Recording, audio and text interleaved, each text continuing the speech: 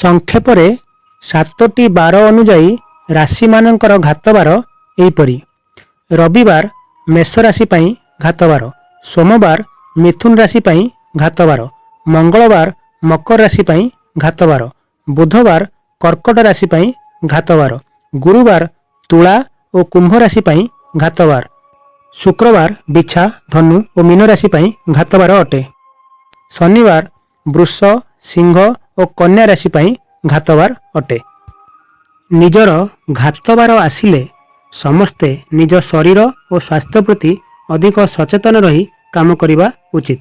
ଏହି ଦିନ ଶାରୀରିକ ଆଘାତ ହେବାର ସମ୍ଭାବନା ଟିକେ ଅଧିକ ଥାଏ। ଆପଣଙ୍କ ଘାତବାରରେ ଜନ୍ମିତ ବ୍ୟକ୍ତିଙ୍କ ଠାରୁ ବି ଶାରୀରିକ ଆଘାତ ମିଳିବାର ସମ୍ଭାବନା ରହିଥାଏ। ତେଣୁ ସେମାନଙ୍କ ସହ କଳି ଝଗଡ଼ା କରିବା ଅନୁଚିତ।